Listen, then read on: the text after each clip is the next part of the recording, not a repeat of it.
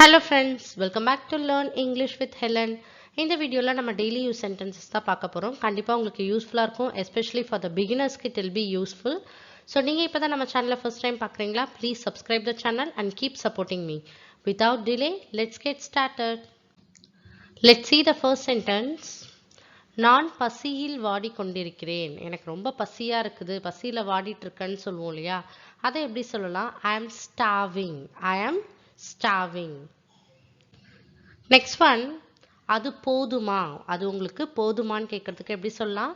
Is that enough? Is that enough? அப்படின்னா உங்களுக்கு அது போதுமான்னு அர்த்தம்.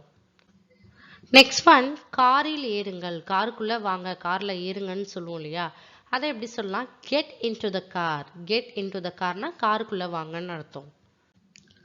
நெக்ஸ்ட் ஒன், வம்பு செய்யாதே. என்கிட்ட வம்பு செய்யாதே, என்கிட்ட வம்பு பண்ணாதன்னு சொல்லுவோம் இல்லையா? அதை எப்படி சொல்லலாம்? டோன்ட் பிராட்டில். நெக்ஸ்ட் ஒன், என்ன நடந்தாலும் பார்ப்போம், என்ன நடந்தாலும் பார்த்துக்கலாம்னு சொல்லுவோம் இல்லையா? அதை எப்படி சொல்லலாம்?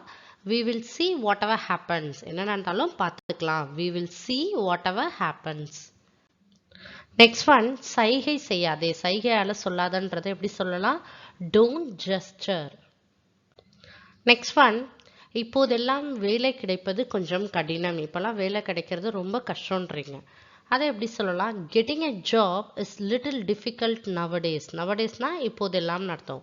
Getting a job is little difficult nowadays. Next one, என்ன நடந்தது? நீங்கள் குழப்பமாக இருக்கிறீர்கள். என்ன நடந்தது? நீங்கள் ரொம்ப குழப்பமா இருக்கீங்களேன்னு கேட்குறீங்க. What happened? அப்படின்னா என்ன நடந்தது? You look disturbed. அப்படின்னா நீங்கள் குழப்பமாக இருக்கீங்க, ரொம்ப டிஸ்டர்பாக இருக்கீங்கன்னு அர்த்தம். What happened? You look disturbed. Next one, நான் அவன் குரலை அடையாளம் கண்டு கொண்டேன். நான் அவனோட குரலை ரெக்கக்னைஸ் பண்ணிட்டேன், அவன் குரலை கண்டுபிடிச்சிட்டேன்றீங்க. அதை எப்படி சொல்லலாம்? I recognized his voice. I recognized his voice.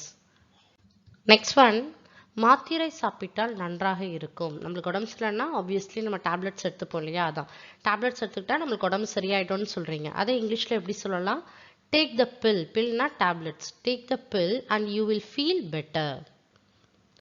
Next one, நான் உன்னிடம் தனியாக பேச வேண்டும். நான் உன்கிட்ட தனியாக பேசணும்னு நினைக்கிறேன். அதை எப்படி சொல்லலாம்? I want to talk to you alone. உன்கிட்ட நான் தனியாக பேசணும். I want to talk to you alone. Next one, வெளிப்படையாக பேசுங்கள். வெளிப்படையாக பேசுங்கன்றீங்க. அதை எப்படி சொல்லலாம்? Speak frankly. ஃப்ராங்க்லினா வெளிப்படையாக பேசுங்கன்னு அர்த்தம். Speak frankly. நெக்ஸ்ட் ஒன், நான் வழக்கம் போல் நன்றாக இருக்கிறேன். நான் எப்பயும் போல் நல்லா தான் இருக்கேன்றீங்க. அதை எப்படி சொல்லலாம்? I am good as usual. நான் ஆஸ் யூஷுவல் அப்படின்னா எப்பயும் போலன்னு அர்த்தம். I am good as usual. நான் வழக்கம் போல் நல்லா தான் இருக்கேன்னு அர்த்தம். நெக்ஸ்ட் ஒன், அது மிகவும் சரி. அது கரெக்டுன்றீங்க. தட் இஸ் குவைட் ரைட் அப்படின்னா அது கரெக்டு, அது ரைட்டுன்றீங்க. That is quite right. Next one, இனி சொல்லாதே. இனி அப்படி சொல்லாதேன்றதை எப்படி சொல்லலாம்? Don't say anymore. அதை பற்றி இனிமேல் சொல்லாதீங்கன்றீங்க. Don't say anymore. இனியும் சொல்லாதன்னு அர்த்தம். நெக்ஸ்ட் ஒன், நான் யார் என்பதை காட்டுகிறேன். நான் யாருன்னு உனக்கு காட்டுறேன் பாருன்னு சொல்வீங்க இல்லையா? அதை எப்படி சொல்லலாம்? I will show you who I ஆம்.